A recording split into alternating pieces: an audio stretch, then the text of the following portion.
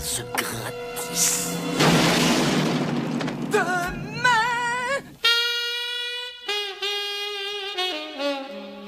Bonjour et bienvenue dans ce nouveau numéro de Va te faire suivre qui a pour sujet la dissonance cognitive. La dissonance cognitive est un concept introduit en 1957 par Léon Festinger dans son livre Une théorie de la dissonance cognitive et qui est depuis très souvent mis en évidence dans de nombreuses études de psychologie et de psychologie sociale. Commençons donc par une définition simple du concept. Par dissonance, nous voulons signifier deux choses qui ne s'accordent pas et par cognition, nous faisons référence aux grandes fonctions de l'esprit, c'est-à-dire les idées, opinions, comportements, etc. La dissonance cognitive est donc la tension consciente ou inconsciente d'un sujet qui ne parvient pas à accorder deux pensées ou actes contradictoires. Mais pour comprendre davantage ce concept, je vous invite à nous intéresser à un personnage de la culture populaire qui va nous illustrer l'intensité que peut revêtir la dissonance cognitive, ainsi que comment l'être humain peut chercher à la diminuer. Le détective privé Eddie Valiant rencontre R.K. Maroon, propriétaire des studios Maroon Cartoons, qui lui demande d'enquêter sur la femme de Roger Rabbit. Eddie Valiant refuse tout d'abord car il ne veut en aucun cas travailler pour des toons. Oubliez ça, je travaille pas à Toonville. Qu'est-ce qui vous plaît pas dans Toonville? N'importe qui aime Toonville. Prenez n'importe qui pour ce boulot, moi j'y vais pas. Nous apprenons rapidement que son frère détective avec qui il faisait équipe au quotidien est mort assassiné par un toon. C'est quoi son problème? Un toon a tué son frère.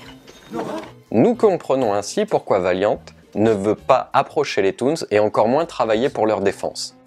Nous avons donc ici une attitude, au premier plan, je ne veux pas avoir affaire aux toons, ils ont tué mon frère, et un comportement en contradiction directe avec cette valeur profonde, puisqu'il va tout de même enquêter pour Roger Rabbit, car il voit que celui-ci est tombé dans un piège. Or, dans une théorie de la dissonance cognitive, nous apprenons que pour Festinger, l'ampleur de la dissonance cognitive est tributaire de deux facteurs.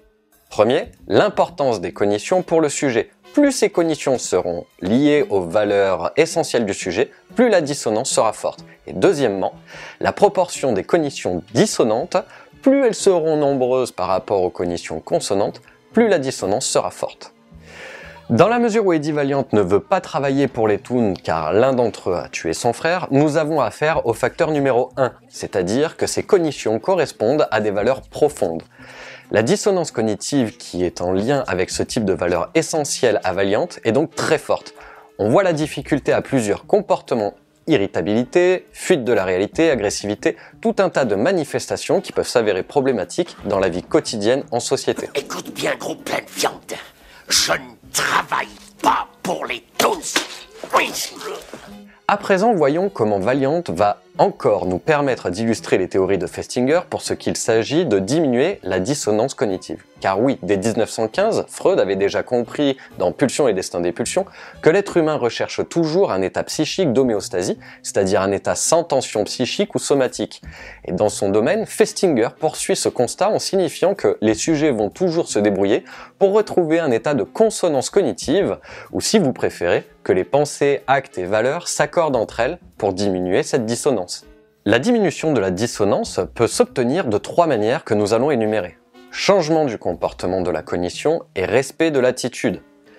Justifier un comportement en aménageant la cognition conflictuelle ou justifier son comportement en ajoutant de nouvelles cognitions ou informations qui dépassent les croyances dissonantes. Rappelez-vous ce qui fait dissonance cognitive chez Valiant. Il a une attitude au premier plan, je ne veux pas avoir affaire aux toons car ils ont tué mon frère, mais un comportement qui va à l'encontre de ses idées. Je travaille dans l'intérêt des toons, voire je les protège. Au lieu de ne pas avoir ce comportement, Eddie Valiant va tout de même avoir recours au comportement dissonant, mais en le justifiant à maintes reprises. Pour une question d'argent, Ce travail vous coûtera 100 billets. Plus les frais. Comment ça, 100 billets? en se racontant des pseudo-vérités, Mais c'est pas ma faute, ce lapin s'est mis lui-même dans le pétrin. ou encore en faisant référence à d'autres valeurs hiérarchiquement plus élevées. Un testament. Baby avait raison. À présent, vous avez une idée plus précise de ce qu'est la dissonance cognitive, mais si vous voulez aller plus loin, je vous conseille de lire Les erreurs des autres, l'auto-justification, ses ressorts et ses méfaits de Carol Tarvis et Elliot Aronson, qui est un ouvrage beaucoup plus accessible et tout public qu'une théorie de la dissonance cognitive de Festinger. Tous les liens seront en description. mais aussi et surtout de lire, voire relire Watchmen d'Alan Moore et Dave Gibbons, qui reste la meilleure bande dessinée au monde et où la fin est un pur exemple de dissonance cognitive qui trouve des issues différentes selon les protagonistes. Ce nouveau numéro de Va te faire suivre est maintenant terminé. Vous êtes libre de le liker, le partager, le commenter pour que ces vidéos puissent vivre et je vous en remercie fortement. À très bientôt pour de nouveaux concepts en vidéo, mais d'ici là, n'oubliez pas que... Tu découvriras que beaucoup de vérités auxquelles nous tenons dépendent avant tout de notre propre point de vue.